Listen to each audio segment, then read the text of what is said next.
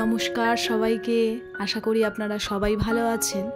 মহুয়ার নতুন আরেকটি ভিডিওতে আপনাদের সবাইকে জানাই অনেক স্বাগত। এখন বাজে ওই সকাল 5:30 মতো, আর এখন থেকেই আমি আমার ভিডিওটা শুরু করলাম। আমি ওঠার আধ ঘন্টা পরে ডোডো ঘুম থেকে উঠে পড়েছে। আজকে যেহেতু আমার রান্না করার সকালের টিফিন বানানোর একটু চাপ ছিল, তাই জন্য আমি অন্যান্য দিনের তুলনায় আজকে আধ ঘন্টা আগে উঠেছি। যেহেতু এত কিছু একা হাতেই গোছাতে হবে, আবার এইটা শ্যুট হচ্ছে আমার মহুয়াস ফুড কিচেন, যে আমার ফুড চ্যানেলটা আছে, তার জন্য আবার তাড়াতাড়ি করে রেডি করে ডোডোকে টিফিন দিয়ে স্কুলেও পাঠাতে হবে। সেই জন্যই আজকে একটু তাড়াতাড়ি ঘুম থেকে উঠে পড়েছি। আজকে ওই সুজি, আলু, টক দই এই সমস্ত কিছু দিয়ে একটা নতুন রেসিপি ট্রাই করছি, যেটা তোমরা আমার ফুড চ্যানেল মহুয়া ফুড কিচেনে পেয়ে যাবে। অবশ্যই গিয়ে একবার চেক আউট করো। তারপরে ডোডো খেয়ে যাবে যে ছাতুর শরবত, সেটাও একটু বানিয়ে দিলাম। ওর এখন ছাতু খেতে এতটাই ভালো লেগেছে, ও এখন বলতে গেলে প্রত্যেক দিনই ছাতু খেয়ে যায়। তারপরে এই যে অর্ধেক রেডি হয়ে চলে এসেছে, যতটুকু পারে ও নিজেই রেডি হয়ে নেয়। তারপরে ধরুন ওই টাই পরানো, চুলটাকে ঠিক করে দেওয়া, মোজাটাকে পরিয়ে দেওয়া, এই এতটুকু আমি করে দিই। তারপর আবার জুতোটাও ঠিক মতো পরে নেয়। মোজাটা না এখনও অবধি ঠিক মতন পরতে পারে না, তবু আমি এখন ওকে একটু একটু করে পরাচ্ছি, কারণ ও ঠিক সোজাভাবে মোজাটা ঢোকাতে পারে না, তো শিখে যাবে। তো তারপরে এগুলো আমি টিফিনটা ওর বানিয়ে নিয়ে ও টিফিন বক্সে ভরে দিচ্ছি। ও সম্পূর্ণ রেডি হয়ে গেছে। তারপরে ওকে টিফিনটা দিলেই ও স্কুলে বেরিয়ে যাবে। তো এগুলোর সাথে কেচাপ দিয়ে খেতে খুব ভালো লাগে বলে কেচাপ দিলাম। ভেবেছিলাম মেয়োনিজ দেবো, তারপর ভাবলাম যে না থাক, কেচাপ দিয়ে মেয়োনিজ দেবো না। এই যে বাইরে বৃষ্টিও শুরু হয়ে গেছে, আর এই বৃষ্টির দিনে স্কুলে যাওয়া একটা বড়ই সমস্যা। তারপরে আমি একটু গরম জল খেয়ে নিচ্ছি। প্রত্যেক দিনই সকালে উঠে খাই। আজকে যেহেতু ওইদিকে রান্নার একটু চাপ ছিল, তাই জন্য আর তখন সকালে উঠে খেতে পারিনি, তাই ভাবলাম এখন একটু খেয়ে নিই। আর ডোডোরও জানেন তো, এখন গরম জল খেয়ে খেয়ে এমন অভ্যেস হয়ে গেছে, ও সকালবেলা উঠে যদি আমিও ভুলে যাই, ও আমার কাছ থেকে ঠিক চেয়ে নেয়। রান্নাঘরের কাজ মিটিয়ে এখন চলে এলাম রুমটাকে ক্লিন করতে। মশারিটা গোছাবো। আর আজকেই মশারি গোছাতে গোছাতে একটা পুরোনো দিনের কথা মনে পড়লো, তাই ওই হাসছিলাম আর কি।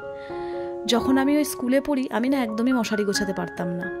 একদিন বাবার এত বকুনি খেয়েছি যে সেদিন থেকেই মশারি গোছানো পুরো শিখে গেছি। তাই এখন এই কথাটা মনে পড়ে আমার এত হাসি লাগলো। বাবা বলেছিল, তোকে আমি আজকে মশারি ভাঁজ করা শেখাবই, আর সত্যিই বাবা শিখিয়ে দিয়েছিল। পুরোনো কথাগুলো এখন যখন ভাবি যে কতটা বড় হয়ে গেছি, তখন ভীষণ মনে পড়ে আগেকার দিনের কথাগুলো, জানেন তো। যাই হোক, আজকে ওই বেড কভারটাও তুলে দিয়েছিলাম। বাইরে বৃষ্টি পড়ছে, অজয় তুলতে না করলো, তাও ভাবলাম যে না, বেশ কয়েকদিন হয়েছে, একটু নোংরাও হয়েছে আর ভালো লাগছে না, তাই জন্য বেড কভারটা তুলে দিলাম। তো বেড কভারটা তোলার পরে একটু খাটের এই অ্যাঙ্গেলগুলো পরিষ্কার করে নিলাম। এ তো রোজকার কাজ, রোজই করি। আর এই কাজগুলো প্রত্যেক দিন ওই জল খাওয়ার মতন হয়ে গেছে। না খেলে যেমন মনে হয় কি খাইনি, তেমনি এই কাজগুলো না করলে মনে হয় কি যেন একটা করিনি। তারপরে এই বেড কভারটা পেতে নিচ্ছি। এখন ভাবছি এই বর্ষার দিনে একটু হালকা হালকা বেড কভারগুলোই পাতবো। বেশি ভারী হলে শোকাতেও অনেক অসুবিধা হবে। তাই এই সিঙ্গেল বেড কভারটা ছিল একদম হালকা পাতলার মধ্যে, এটাই পেতে নিলাম। আর এটার প্রিন্টটা এত সুন্দর, কটন না, একটু সিনথেটিক মিক্সড আছে এর মধ্যে, কিন্তু ভীষণ গ্লেজি। খুব ভালো লাগে আমার এই বেড কভারটা। আর এটাও আমাকে মাই দিয়েছিল। এর সঙ্গে ম্যাচিং কোনো পিলো কভার নেই, তাই ওই ব্লু ম্যাচিং করেই আলমারিতে ছিল, সেখান থেকে নামিয়ে এই পিলো কভারে পরিয়ে নিলাম। আমার 4টে পিলো, 2টো ডোডোর আর 2টো আমাদের দুজনের। তো যাই হোক, এবার এই কাজগুলো সেরে এবার দেখো বিছানাটা দেখতে কত সুন্দর লাগছে। তারপরে কদিন আগে ওই অজয় একটা নেমন্তন্ন বাড়িতে গেছিল, এই জামা কাপড়টা পরা ছিল। ওকে আমি বললাম তুমি একটু ভাঁজ করে ঢুকিয়ে দিও আলমারিতে। অবশ্য ওরও সময় হচ্ছিল না, ওরও কাজের অনেকটাই প্রেশার, তো আমি ভাঁজ করে ঢুকিয়ে দিলাম। দ্রবিশা ঘোষ নামে আমার একজন খুব কাছের একজন মানুষ আমাকে কমেন্ট করেছে, মৌদি আমি তোমার সব ভিডিও দেখি। সত্যি বলছি দ্রবিশা, আমি জানতামই না যে তুমি আমার ভিডিও দেখো। আমার ভীষণ ভালো লাগলো, and thank you so much. Priyanka Mondal নামে সেও আমার খুব কাছের, সেও কমেন্ট করেছে, খুব ভালো লাগে তোমার ভিডিও। তো থ্যাংক ইউ প্রিয়াঙ্কা। আর অনন্যা সাধুকা নামে একজন আমাকে কমেন্ট করেছে যে ভালো লাগলো ভিডিওটা। তো সবাইকে অনেক অনেক ধন্যবাদ। এইভাবেই পাশে থাকবেন, এইভাবে সাপোর্ট করবেন, যাতে আমি আরও অনেক দূর এগিয়ে যেতে পারি। তো ঘরের সমস্ত কাজ সেরে কিছু ভেজা জামা কাপড় ছিল আগের দিনের, সেগুলোই একটুখানি বাইরে দেখলাম হালকা হালকা ওয়েদারটা একটু ভালো আছে, তাই মেলে দিলাম। তারপরে এখানে বসে পড়েছি ব্রেকফাস্ট নিয়ে, আর এত সুন্দর হয়েছিল না খেতে, খুব ভালো হয়েছিল। তারপরে ডাইনিং টেবিলটা ভাবলাম একটু পরিষ্কার করে নিই।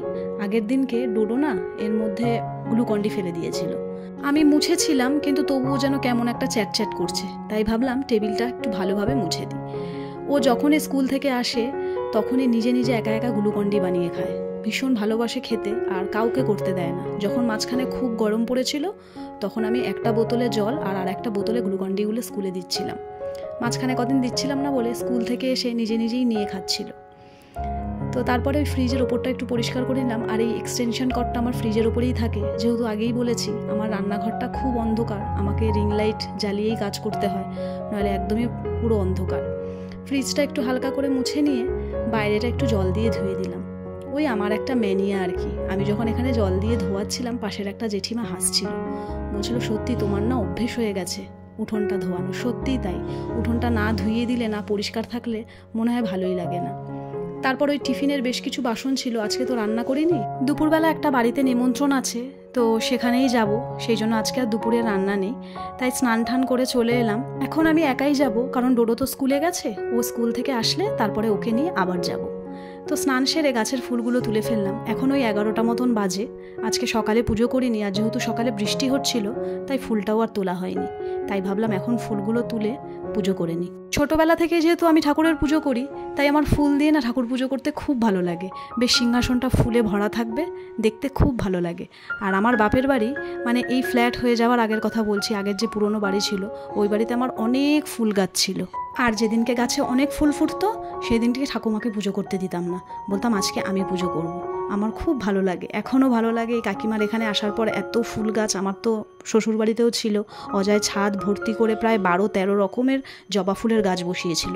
তারপরে পুজো করে খাওয়া দাওয়া করে সন্ধেবেলায় একটু পকোড়া বানিয়েছিলাম, যেহেতু বাইরে বৃষ্টি পড়ছিল সেই জন্য। তাহলে আজকের মতন ভিডিওটা এখানেই শেষ করছি। খুব তাড়াতাড়ি দেখা করব নতুন আরও একটা ভিডিওর সাথে।